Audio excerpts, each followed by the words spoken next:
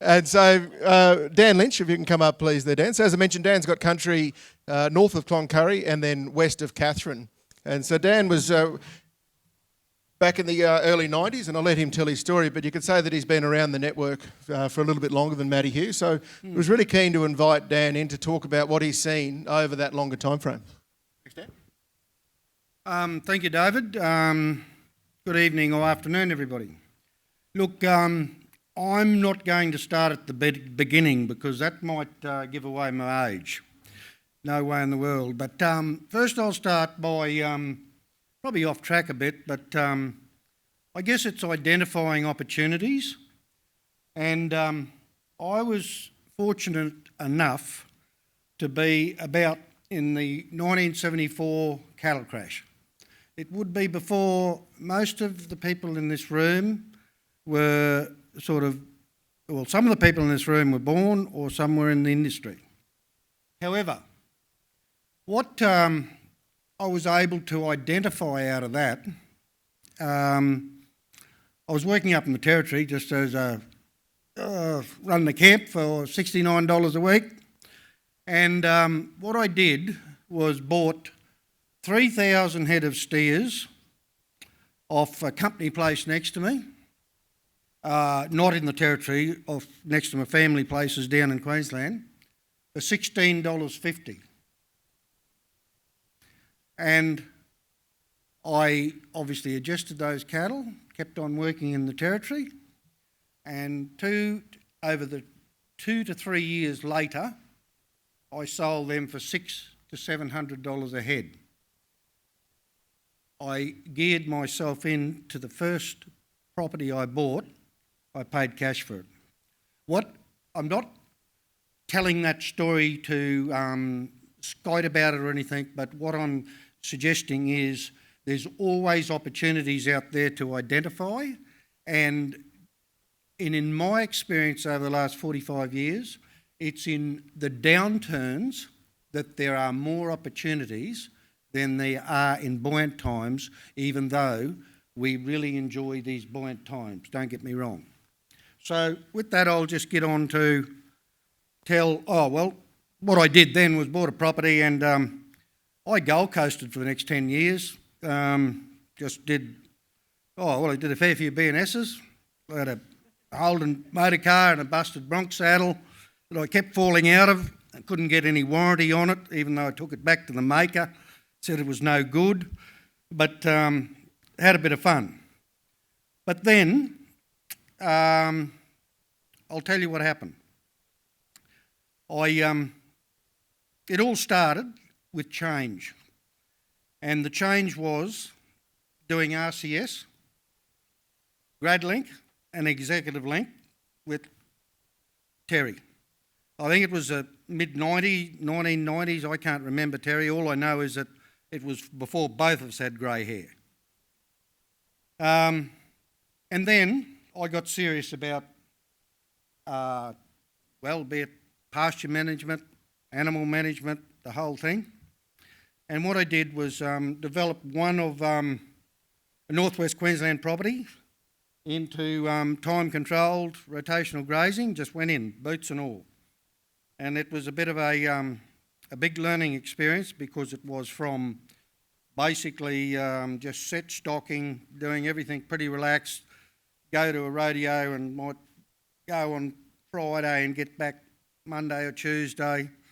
But when you put the intensity in like that, not that I was down to daily moves or anything, the paddocks were I think 360 hectares roughly, with up to 3 waters in them and 50 or 60 paddocks. So we had a fair bit of sort of slack in. You didn't have to move them today, you could move them tomorrow and you still didn't overgraze the paddock. But anyway, I did that, and took about 3 years in the late 1990s, early 2000s. And then some of the, I think the biggest thing is, you know what it's all about? It's about tenacity and commitment more than achievement. Although if you do anything for long enough, and you enjoy doing it, you must eventually get some things right. So I think under the rotational grazing, I know under the rotational grazing, it allowed the sustainable carrying capacity to increase from, on one of the properties, from about the 1700 LSU to a 13-year average, and I'll tell you why that 13 years average on the next page, to 3050 LSU. So that, a fair increase, and that was for 13 years. Also, under the rotational pasture management and animal management, all the things we have to holistically do to get the optimum results, the live kilo turned off per annum was 36.6 per hectare, compared to a regional average of 9 kilos per hectare. That one is a very, in my estimation, very significant production gain, increase, call it what you like. That's just one of the northwest Queensland properties, and just a bit of, one side's been grazed and the other side needs to graze, but it's been a fair while since it looked like that, and I'll tell you why now. That 13-year average carrying capacity and so forth, and kilos turned off, does not include the last 9 years, and this will be the 10th. It forgot to rain in the summer of 2013, and there hasn't been a normal wet season across that top end of northwest Queensland since. There is patches in it, obviously, like everywhere. Of course, we had the 2019 flood. I don't class as a normal season. It died, on my sort of places, it killed half the adult cattle, 90% of the calves and weaners, washed away a fair bit of fencing and troughs and heavens knows what. Everything didn't go underwater. It was just in the top end of the Gulf, and we just washed things away. Anyway, may have been for a reason. I don't know what, other than the lesser rainfall year in 2013, almost Australia-wide, facilitated the purchase of property in the top end of the NT. Very fortunate. It was from an RCS graduate. So the land and pasture was in excellent health, and the infrastructure that was done was second to none, all done properly. So this allowed me to develop the property over the next, I've had it now 6-7 years or whatever, into 3 kilometre grazing radiuses, introduced wet season rest and rotation, and coupled with production feeding of weaners. Just one little thing that we've been able to do is reduce the age of turn-off in the male cattle from, the average age was 24-25 months to 16-17 months, averaging still the 350 kilo, that's the feeder, live feeder export weights. That has obviously been done with production feeding of those weaners from weaning through to the first wet season. It also allowed the carrying capacity. The property was capable of running about 3,000 LSUs when I got there, and I increased it by another 3,000 at a cost of about $5 a hectare, $100 a beast area. That is unique, I know, but it's because of the existing infrastructure that was there. I only had to expand on it. I didn't have to put a lot of wire and water in. I had to put a lot of water in, but not wire. It was already there. Now, why I invested in the top end of the territory, it was a preservation move for my northwest Queensland properties. I'll explain, you couldn't hardly sell or give Brahman cattle away, let alone sell them. So I had to move a lot of cattle very quickly in 2013, early 2013. In fact, I moved 110 decks by the 13th of May. And the only way I could do it is to release the grazing pressure off my northwest Queensland place, which had only received 75 mils of rain that wet season out of an annual average of 400, and there was no affordable adjustment or grass properties to buy within QE. So I decided to firstly adjust the cattle in the territory and then had the offer to buy it. And because of the, as I've said, the widespread rainfall deficiency across Australia, the cattle market was really depressed, especially for Brahman cattle. And it was on the back of the live export ban in 2011. So there was very little live export trade. Okay. So it was a recently developed property I bought with excellent existing infrastructure to expand into 3 kilometre grazing radiuses. But with that, I also did some other things that probably wasn't, well, as it turned out, it was a bit innovative up there because no one else had been doing it. It's just simply we've got to supplement all year round. So diagonally through the paddocks, I just put the lick roads, and it was just amazing the even utilisation that gave me of that top end pasture, we call it the long grass country. It just made it so from one corner of the paddock to the other was within reason evenly utilised and grazed compared to what it previously ever had been. It was just water and lick distribution, very simple things, you know. The other reason I brought up there, it always rains in the top end. Just it always rains. It rains every year in the top end, just some years more than others. It never misses out. So I'm happy, like the annual rainfall on my property up there is 960 millimetres, but I can well and truly exist on the least I've ever had there is 450 mil. Because that's certainly enough rain. Instead of all pasture in stage 3 and so forth, it only gets to stage 2, and sometimes those years can be better productive years. And especially if it's a long wet season, that is not leaving us with too long a dry period. Okay, I guess some of the other challenges. Wait a minute, I've missed a page here. David might have mixed this up. No, she'll be right.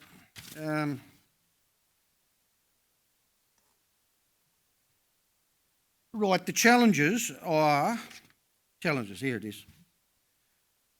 They're many and varied, but acutely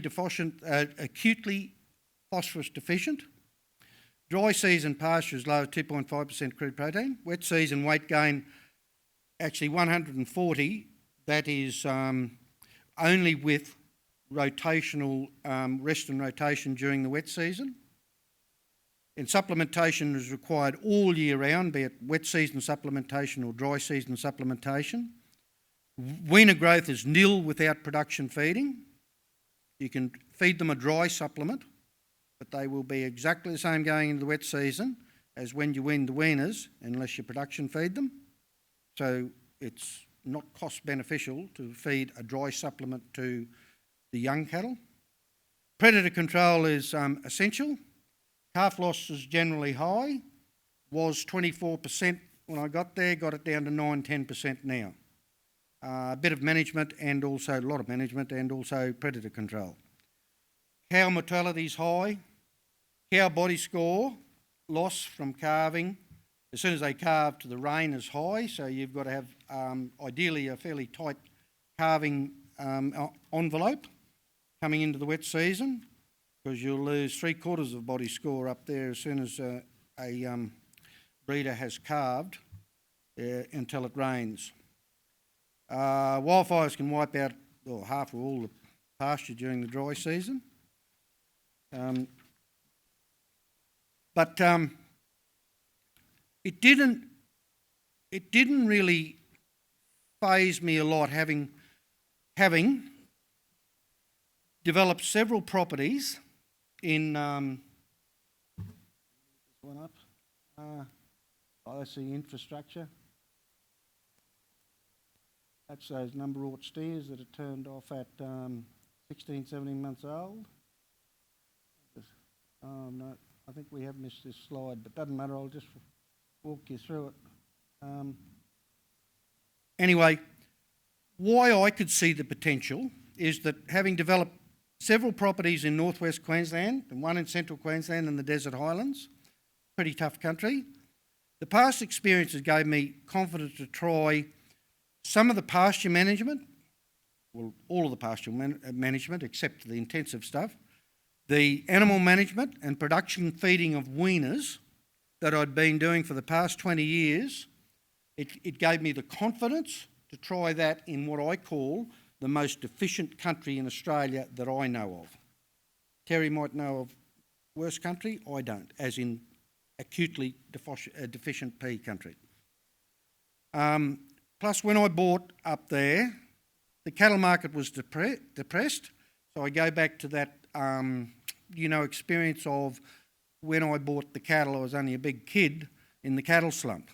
I just thought, well, what's down's going to come up, right? So the cattle market was depressed, the property market was depressed, and interest rates were well and truly affordable. So it was just a no-brainer. And I was confident all of the above would come back up again, only having experienced several fluctuations in both those things, markets and interest rates and property values over the previous 38 years. So, and the NT property, it's a good address. It's got 40 kilometres of bitumen frontage, a good infrastructure, as I've said. So all I had to do was turn the rain, sunlight, via pasture into as many kilos of beef as possible. So that's just the recipe that I sort of went there with. That's what I'm talking about, good infrastructure, 4 sets of cattle yards, all with vet crushers, all the things, you know. Okay, so with all those challenges, why would I be there? As I say, the previous experience of pasture animal and production feeding gave me the confidence to be able to sustainably manage and operate the business up there. I enjoy the challenge of producing animals in a tough environment. It was certainly for the first few years through the learning experience, it was not an enjoyment monetary one, because some of the things I did cost me, weren't as effective as what they are now, but that's the learning process, and that was mainly getting the supplementation right, and with the grazing rotation up there. I don't even try or attempt to rotate during the dry season. I rotate as much as I can during the wet season, because then we get some rest into the pasture, and doing that, I've actually increased the quantity and quality of the pasture. By sampling it, we've got about a 1 to 1.5%. Anyway, the people that live up there and work in that part of Australia, like all of us, don't worry, they are good people to work with, and as it turned out last year, it was the best place in the world to be, let alone Australia, because we didn't have that much problem with COVID, and being a essential industry, nothing changed much for us other than we could only go to the supermarket, would you believe, and buy 2 loaves of bread for a camp of 6 men, you know, so there was a few bread mixes bought and God knows what to keep the bread up. Another thing, the fishing's not bad up there at the right time of the year. That's the number of stairs that I clicked through before. They were turned off in end of March this year, weighing, they weren't quite 350, they were 347 kgs at 16, 17 months old. And that's just an example of, obviously, we have to wet season supplement, but where there's a will, there's a way. If they run out, tractor, trailer behind the tractor, still put out the wet season supplement so they get the pea. You have to. If they don't have it up there, they will just not produce. Okay. Conclusions. Investment in wire and water will always pay if the carrying capacity of the asset is below its sustainable potential. It's just simple stuff to me, and every property I've had anything or bought and done anything with, the first thing I do is go in, beg, borrow or steal the money and develop it to its potential carrying capacity. Because sure as heck, even if I haven't got the animals to stock it, then it won't rain down the track and I'll be able to adjust it, or I'll be able to buy the animals to put on it. But if you've got the property developed to be able to take the extra animals, then you can capitalise on it.